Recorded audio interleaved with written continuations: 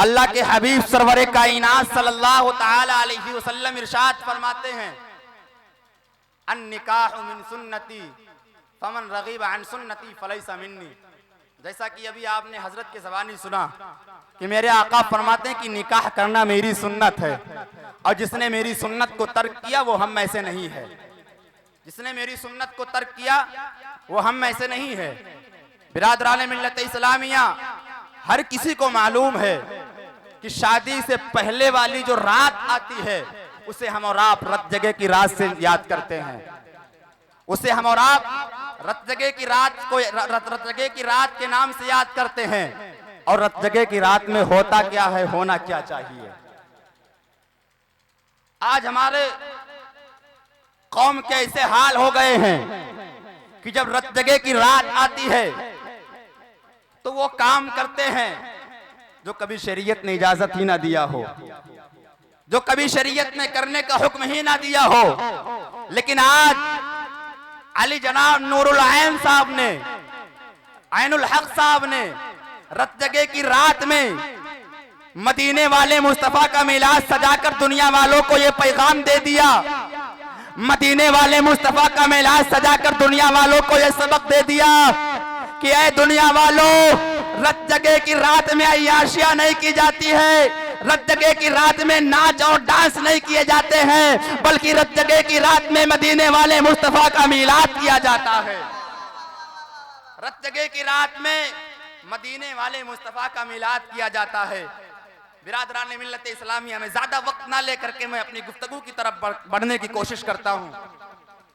औलाद अल्लाह तबारक व तआला की बहुत बड़ी नेमत है, और अगर औलाद का अंदाज, अगर औलाद की अहमियत का अगर अंदाजा लगाना है, आप उससे पूछ लो जिसको अल्लाह तबारक व तआला ने औलादे नहीं अता फरमाई। जब आप उनसे पूछेंगे तो वो बताएंगे कि रातों को रोते हैं, दिन को दुआएं करते हैं औलाद के लिए। ये औलाद अल्लाह तबारक व तआला की बहुत बड़ी नेमत है। ये औलाद अल्लाह तबारक व तआला की बहुत बड़ी दौलत है। और जब ये बच्चे शादी की मंजिल पर पहुंच जाएं तो हम और आपको क्या करना चाहिए कि अपने बच्चे का निकाह कर देना चाहिए, शादी कर देना चाहिए। और शादी करना किसकी सुन्नत है जानते हैं? शादी करना किसकी सुन्नत है? शादी करना किसकी सुन्नत है? रसूल पाक की सुन्नत है। ये भी एक अल्लाह की नेमत है, ये भी अल्लाह की नेमत है। शादी के ताल्लुक से एक हदीस पाक में आता है, इदा तज़व्वजल अब्दु फ़क़द इस्तकमल निस्फुद्दीन फलियत्तक़िल्लाह फ़ी निस्फुल बाक़ी। मेरे आका फरमाते हैं कि जब बंदे का निकाह हो जाता है तो उसका आधा दीन मुकम्मल हो जाता है। अब वो अल्लाह आधे दिन में अल्लाह से डरता रहता है। निकाह ऐसी चीज है, ये शादी की इंसान को बहुत सारे गुनाहों से बच जाता है, इंसान बहुत सारे बुराइयों से बच जाता है।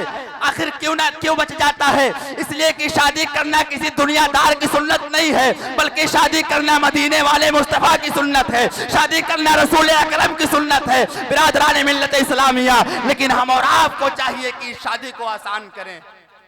हमारी आपकी जिम्मेदारी बनती है कि शादी को आसान करें। हम और आपने जितना इस शादी को जितना महंगा कर लिया है, ये मुस्तफा करीम की सुन्नत इतना महंगा है नहीं, इतना महंगा हम लोगों ने बना लिया है, इतना महंगा हम लोगों ने बना लिया है।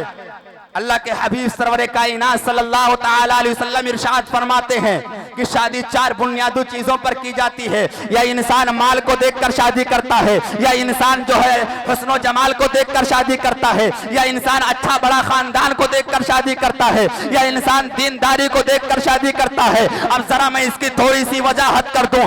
चार चीजों का जिक्र किया गया है, माल का जिक्र किया गया है, अच्छे बड़े खानदान का जिक्र किया गया है, हुस्न जमाल का जिक्र किया गया है, दीनदारी का जिक्र किया गया है। लेकिन आए मेरे कौम के मुसलमानों, अब इसका मतलब मतलब ये नहीं है कि अगर हम अब जो है शादी का पैगाम लेकर किसी के दरवाजे पर जाए, शादी का रिश्ता लेकर के किसी के दरवाजे पर जाए, और अगर लड़की के अंदर दीनदारी है, हुस्न नहीं है, तो हम शादी ना करें। अगर लड़की के अंदर दीनदारी है, बड़ा अच्छा खानदान नहीं, तो हम शादी ना करें। अगर लड़की के अंदर दीनदारी है और अगर मालो दौलत नहीं, तो हम शादी ना करें। मेरे आका के फरमाने का मतलब यह है कि मेरी उम्मत में रहने वाले मुसलमानों, जब अपने बेटों का रिश्ता तय करने के लिए, जब किसी के दरवाजे पर किसी के बेटी का हाथ मांगने के लिए जाओ, तो माल को ना देखा करो, दौलत को ना देखा करो, उसने खूबसूरती को ना देखा करो। मेरे आका फरमाते हैं कि इन सारी चीजों को ठोकर मारकर दीनदारी को तलाश कर लिया करो। हुज्जतुल इस्लाम इमाम गज़ाली फरमाते हैं कि जिस रब के बंदे ने सबसे पहले दीनदारी को तलाश कर लिया, रब तबारक व तआला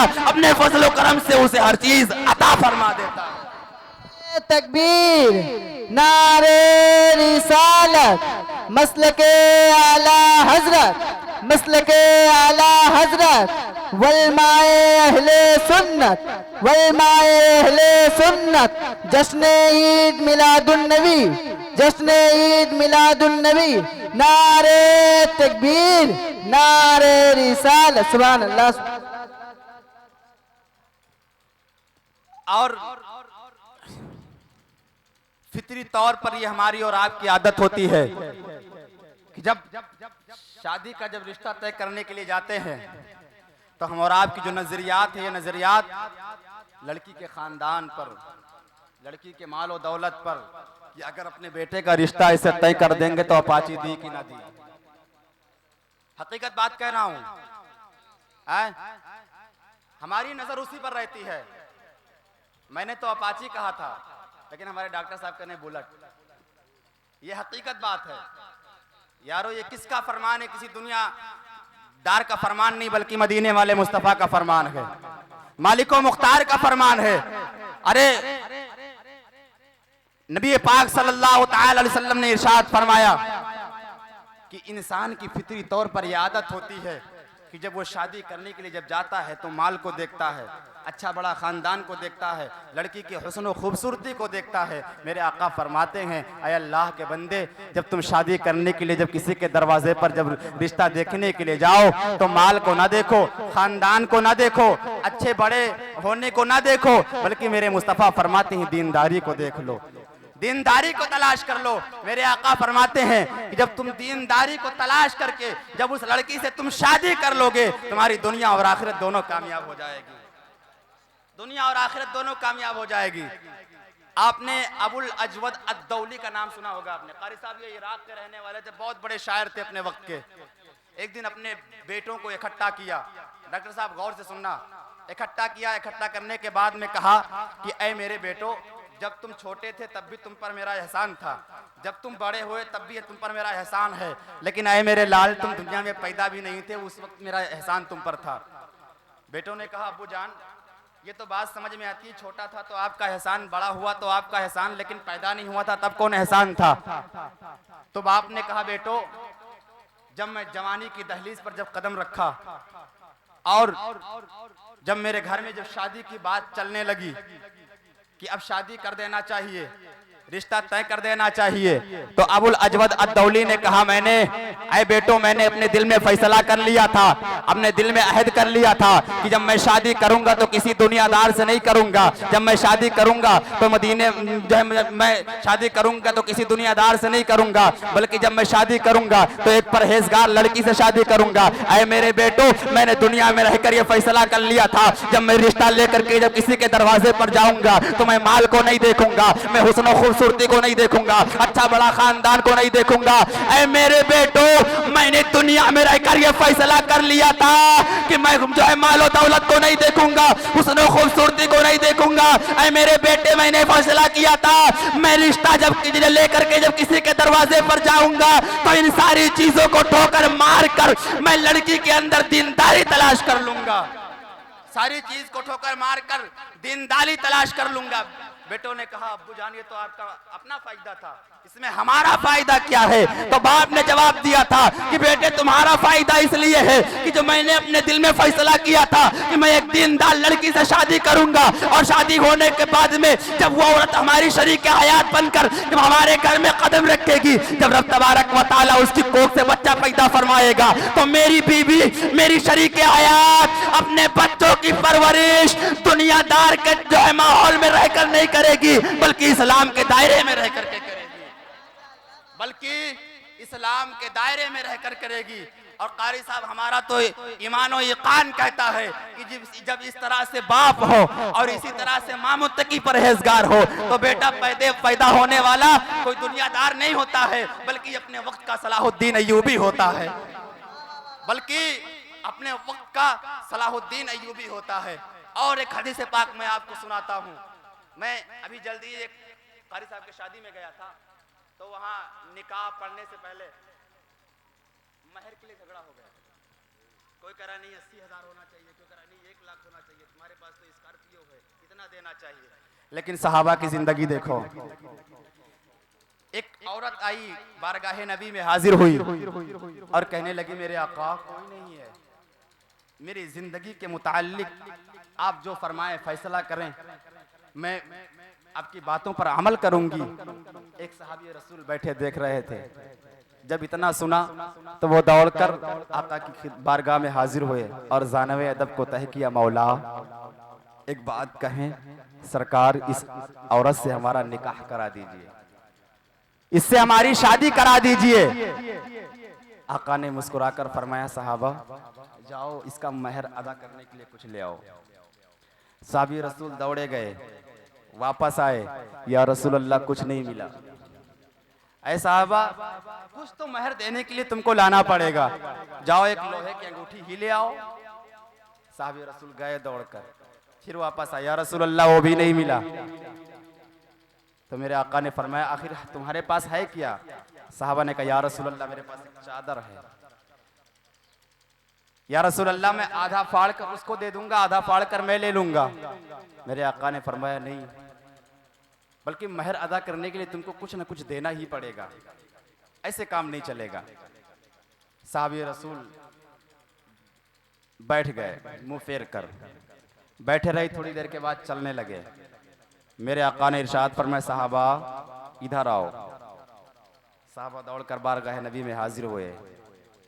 मेरे आका ने इरशाद फरमाया है साहबा ये बताओ कि तुमको कुरान की कितनी सूरतें याद हैं, कुरान की कितनी आयतें याद है?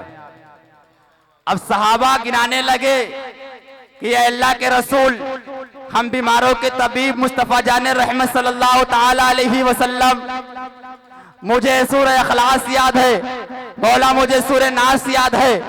ऐसे तमाम सूरतों का नाम आपने गिनाया तो अल्लाह के हबीब सरवरे कायनात सल्लल्लाहु ताला अलैहि वसल्लम ने इरशाद फरमाया कि ऐ सहाबा टेंशन लेने की जरूरत नहीं है, ज्यादा सोचने गौर फिक्र करने की जरूरत नहीं है। जाओ मैंने इस औरत का जो है तुम्हारे साथ निकाह कर देता हूँ, लेकिन जितनी सूरतें तुमको याद है, जितनी आयतें तुमको याद है, शादी के बाद में अपने होने वाली बीवी को वो सूरतें याद करवा देना, वो आयतें याद करवा देना, हक महर अदा हो जाएगा, हक महर अदा हो जाएगा, हक महर अदा हो जाएगा।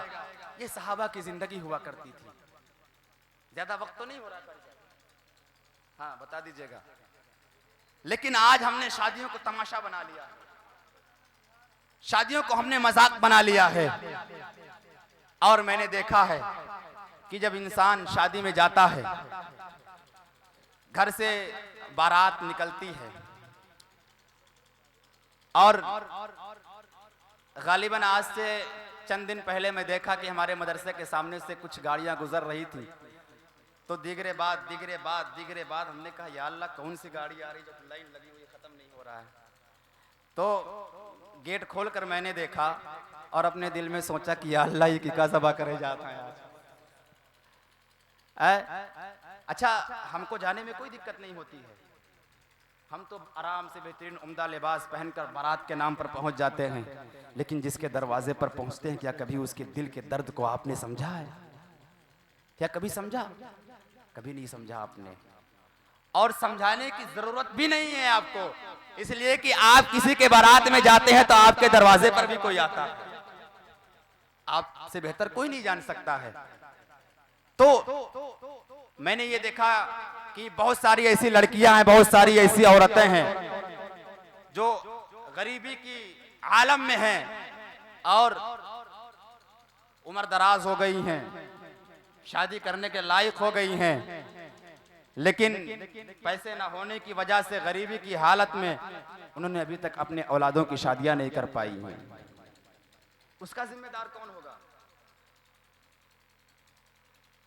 अगर 200 बाराती किसी के दरवाजे पर लेकर के जा रहे हैं तो इसके जिम्मेदार भी हम ही हैं। और अगर हमारे मोहल्ले में, हमारे गांव में कोई ऐसी गरीब की लड़की बैठी है जो शादी के लायक हो गई है, उसकी शादी नहीं, उसकी भी जिम्मेदारी हमारे ऊपर है, उसकी भी जिम्मेदारी हमारे ऊपर है। और मैंने देखा है कि लोग शादी के नाम पर पहले ही दहेज का एक लिस्ट तैयार हो जाता है, दहेज का पहले ही एक लिस्ट तैयार हो जाता है, और शादी के बाद में दहेज हर चीज लेन देन के बाद में जहां लड़कवा सास का 10 रुपया दहेज, बस दौड़ के आए कारी ताज मोहम्मद साहब के पास, हजरत पैसा हमारे पास ना आया हुआ था, डायरेक्ट सास के अकाउंट में जाता है। जब दहेज मांगे रहो तब शर्म ना लाग रहा है, अब जब 10 रुपया लौंडवा दे दी सास का तब काहे पेट पिराइला। हम और आपको सोचना चाहिए। अच्छा, दहेज तो हम ले लेते हैं, लेकिन कभी हमने सोचा कि दहेज के बदले में हम किसी को बेच रहे हैं? क्या कभी आपने गौर किया? हम दहेज के नाम पर अपने औलादों को बेच देते हैं। मैं तुमसे पूछना चाहता हूं कि औलादों को बेचा नहीं जाता है, औलादों को कोई कीमत नहीं हुआ करती है। अरे कीमत तो जानवरों की लगाई जाती है, बेचा तो जानवरों को जाता है, अपने औलादों को नहीं बेचा जाता है। ऐ मेरे कौम के नौजवानों, अगर तुमको बिकना है, अगर तुमको बिकना है तो ससुराल के हाथ पर ना बिको, ससुराल के मालो दौलत पर ना बिको। अगर तुमको बिकना है तो इमाम हुसैन के नाना जान की चौखट पर जा करके और अपना सौदा लगा दो। वो शेर कैसे है कारी साहब कि जब तक बिका ना था कोई पूछता ना था, तुमने खरीद कर मुझे अनमोल कर दिया। यार, अगर अपने आप को बेचना है तो ससुराल के मालो दौलत पर ना बिको। अगर तुमको बिकना है चले जाओ मदीना शरीफ, मुस्तफा करीम की चौखट पर बिक जाओ, मुस्तफा करीम की चौखट पर बिक जाओ। और यारो, अगर हमारी जिंदगी की कामयाबी अगर कहीं है तो वो मदीने वाले मुस्तफा की चौखट पर है। अगर हमारी कामयाबी कहीं है तो मदीने वाले मुस्तफा की चौखट पर है। यारो, अगर अल्लाह ने आपको दौलतों से नवाजा है, अगर अल्लाह ने आपको मालो दौलत से आपको मालिक निसाब बनाया है, अगर अल्लाह ने आपको इतना मालो दौलत अता किया है, तो शादी में दुनियादार के खुराफातों में ना खर्च करके किसी प्यासे को पानी पिला दे, किसी गरीब को खाना खिला दे, किसी मिस्कीन को कपड़ा पहना दे, किसी यतीम को जो है या किसी यतीम का ख्याल रख ले, किसी मदरसे में जाकर किसी गरीब बच्चे को अपने पैसे से इल्म दीन हासिल करा दे। अगर अब भी तुम्हारे पास माल और दौलत है तो अगर अल्लाह ने आपको तौफीक अता किया है तो जो है, अगर अल्लाह ने आपको तौफीक अता किया है तो ये माल और दौलत गलत रास्तों पर ना खर्च करो, बल्कि मदीने वाले मुस्तफा की ज़ियारत के लिए खर्च कर दो, मदीने वाले मुस्तफा की ज़ियारत के लिए खर्च कर दो। अगर यही पैसा अगर हम दुनिया में खर्च कर देंगे गुनाह के रास्तों पर, कोई मतलब नहीं है। लेकिन अगर इसी पैसे को हमने इसी पैसे से खर्च करके, अगर इसी पैसे को लगा करके अगर हम मदीना शरीफ चले गए और जाने के बाद में रोज़े रसूल के पास करीब खड़े होकर के और अपनी हाथों को बुलंद करके और रब की बारगाह में ये दुआएं किया और दुआएं करते, अगर एक आंख से एक आंसू का जो है बूंद अगर टपक गया तो समझ लो हमारी दुआ भी कामयाब हो जाएगी, हमारी जिंदगी भी कामयाब हो जाएगी, हमारी जिंदगी भी कामयाब हो जाएगी।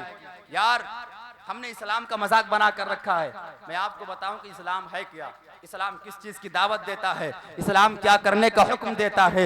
इस्लाम एक मुकम्मल और जामे दीन है। हम तमाम मुसलमानों को बेहतरीन जिंदगी गुजारने का तरीका अता करता है, हम मुसलमानों को बेहतरीन जिंदगी गुजारने का सलीका अता करता है और इंसानी तकाज़ों और फितरी जरूरियात को जायज और मुहज़्ज़ब तरीकों के साथ पूरा करने का सलीका अता करता है। और उन्हीं फितरी जरूरियात में से निकाह भी एक अहम जरूरत है और इस जरूरत को पूरा करने का और इस जरूरत को मुकम्मल करने का भी दर्स हमें मज़हब इस्लाम देता है। है, ये शादी किस तरह से करना है, इसका पैगाम हमको मजहब इस्लाम देता है। किस तरह से शादी के रस्मों को अदा करना है, किस तरह से निकाह के जरिए अल्लाह उसके रसूल की रजा और खुशनुदी हासिल करनी है। बिरादरान मिल्लत इस्लामिया, दुनिया में अनगिनत बेशुमार मजहब है, इसमें से तकरीबन सभी लोग शादी के रस्मों को बजा लाते हैं, लेकिन वहाँ मजहब इस्लाम के मानने वालों में तुमको सलाम करता हूँ कि मजहब इस्लाम ने शादी करने का हम मुसलमानों को ऐसा तरीका अता किया है, शादी करने का हम मुसलमानों को ऐसा सलीका अता किया है। ना आज तक किसी मजहब ने ऐसा सलीका अता किया है, ना किसी मजहब ने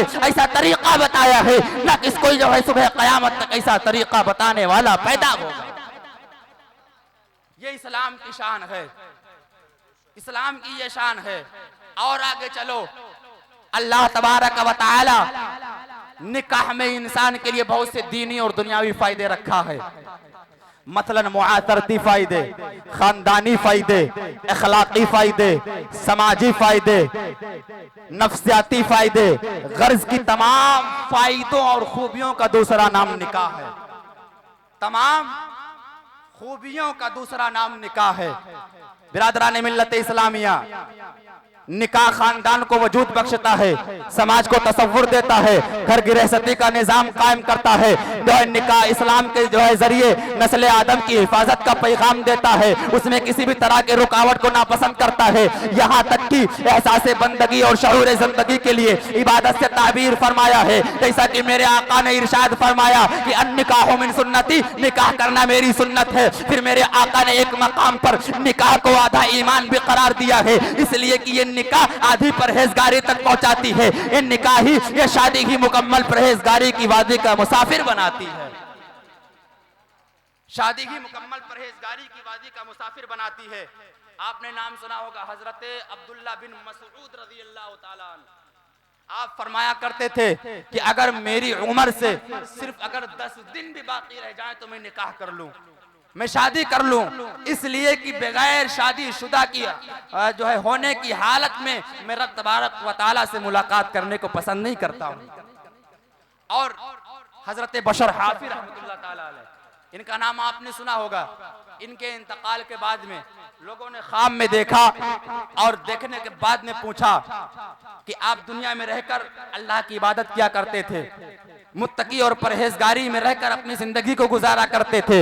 मैं आपसे पूछना चाहता हूं कि आपकी इबादत के बदले में अल्लाह ने आपको क्या अता किया है, आपके इबादत के सिले में अल्लाह ने आपको क्या इनायत फरमाया है। तो हजरत बशर हाफी रहमतुल्लाह ताला अलैह ने जवाब दिया कि अल्लाह तबारक व तआला ने मुझे जो है जन्नत में अजीम महलात अता किया है, मुझे खुशबुओं में बसा के रखा है, लेकिन आए दुनिया वालों, मैं शादी करने वालों के रुतबे तक ना पहुंच सका, शादी करने वालों के मर्तबे तक ना पहुंच सका, शादी करने वालों तक हमारी रसाई ना हो पाई। इससे मालूम होता है कि निकाह इस्लाम की नजर में बशरी ख्वाहिशात की तकमील और फितरी जरूरियात, फितरी जज्बात की तस्कीन का नाम नहीं है।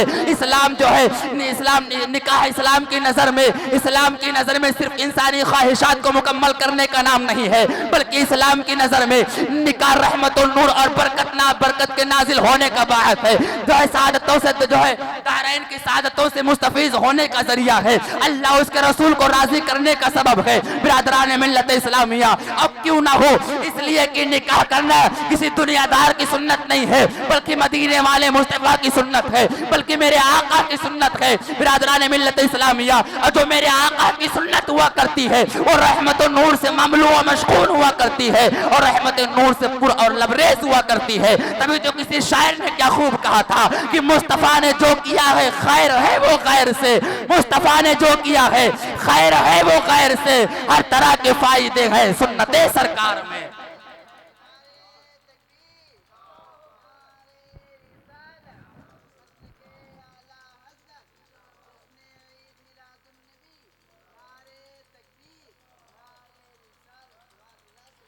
मुस्तफ़ा ने जो किया है वो खैर है गैर से, हर तरह के फायदे हैं सुन्नते सरकार में, हर तरह के फायदे हैं सुन्नते सरकार में। बिरादरान मिल्लत इस्लामिया, आज मैंने देखा, आप लोगों ने भी देखा होगा कि नबी पाक सल्लल्लाहु ताला अलैहि वसल्लम की इस अजीम सुन्नत पर अमल करने के बावजूद भी आज हमारे घरों में लड़ाइयों का रोना रोया जा रहा है। क्यों? आज शादी हुई, घर में बहू आई, 1 महीना हुआ, 1.5 महीना हुआ, उसके बाद से लड़ाई का रोना शुरू हो गया। इसलिए तब दौड़कर आप कारी साहब के पास आई, हजरत कोनो दुआ ताबीज कराए दी, टोना कराए दी, नई नई पतोहिया आई रहा, नीक नीक करत खात रहा, 1 महीना भय और सास पतोहो में यहाँ बंदूक चलेला, कोई ताबीज बना दीजिए जिसकी वजह से हमारी बहू सुधर जाए, हमारा घर का निजाम अच्छा हो जाए। लेकिन नहीं अच्छा होने वाला है। किस लिए? इसलिए कि मैंने अपने बेटे की जिंदगी को जो शुरुआत किया था, तब तो कारी साहब के पास नहीं आए थे कि कारी साहब मैं अपने बेटे की शादी कर रहा हूं, किस तरह करना चाहिए, मुस्तफ़ा करीम सल्लल्लाहु ताला अलैहि वसल्लम की सुन्नत पर कैसे अमल करना चाहिए, तब तो आप पूछने नहीं आए थे। आज जब मुसीबतों में मुब्तला हुई तो आप पूछने के लिए आए हैं। इसलिए कि अपने बेटे की जिंदगी की शुरुआत जो आपने किया वो आपने गुनाहों से शुरू किया, आपने गुनाहों से शुरू किया। काश गुनाहों से शुरू ना करके मुस्तफ़ा करीम सल्लल्लाहु ताला अलैहि वसल्लम की फरामीन पर अमल करके अपने बेटे की जिंदगी को शुरू किया होता। और वही जब बहू हमारे घर में जब बहू बन करके आती, जब वही मेरी बीवी शरीक हयात बनकर जब घर में कदम रखती, तो हमारे घर में लड़ाई और झगड़े के रोने न रोए जाते, बल्कि जब वो औरत शरीक हयात बनकर जब हमारे घर में कदम रखती, रब तबारक व तआला दुल्हन को जो है घर में कदम रखने की बरकत से रब तबारक व तआला बेपनाह रहमतें अता फरमा देता, बेपनाह रहमतें अता फरमा देता। लेकिन हम और आप सुन्नतों को हमने छोड़ दिया, कुरान को हमने छोड़ दिया, हदीस को हमने छोड़ दिया। मुस्तफ़ा करीम सल्लल्लाहु ताला अलैहि वसल्लम ने जिस रास्ते पर चलने का हम उम्मतियों को जो हिदायत दिया था, जिस रास्ते पर चलने का हुक्म दिया था, जिस रास्ते पर चलने का तरीका बताया था, आज हम लोगों ने उस फरीकों को फरामोश कर दिया है। हमने उन फरामीन को तर्क कर दिया है। तो आज मैं तुमसे पूछना चाहता हूं कि जब तुम अल्लाह उसके रसूल के फरामीन को तर्क कर दोगे, जब तुम कुरान और हदीस से अपना रिश्ता तोड़ दोगे, जब कुरान और हदीस से अपना रिश्ता खत्म कर लोगे, कभी दुनिया में कामयाब नहीं हो सकते हो। कि कामयाब हो जाएंगे? कभी नहीं कामयाब हो सकते हैं।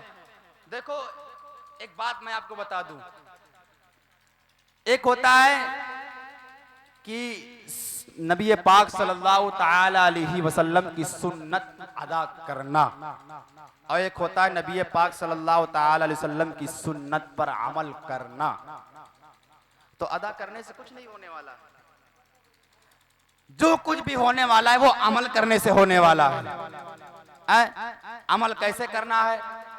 उलमा की सोहबत में बैठो, उलमा की खिदमत में बैठो, तो आपको वो बताएंगे। जब आप उनसे पूछेंगे, जब आपको वो बताएंगे कि रसूल पाक सल्लल्लाहु ताला अलैहि वसल्लम की फरामीन पर कैसे अमल करना है, वो बताएंगे कि ऐसे अमल करना है।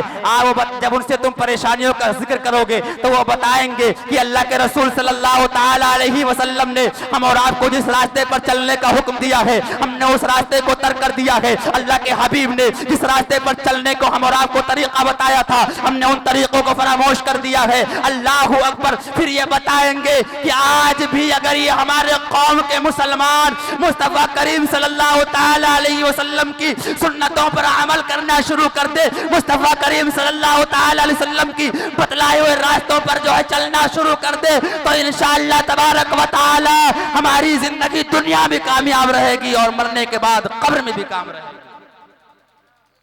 हमारी जिंदगी दुनिया में भी कामयाब रहेगी और मरने के बाद कब्र से लेके हश्र तक हमारी जिंदगी कामयाब रहेगी। हमारी सारी मंजिलें आसान हो जाएंगी। लेकिन कब?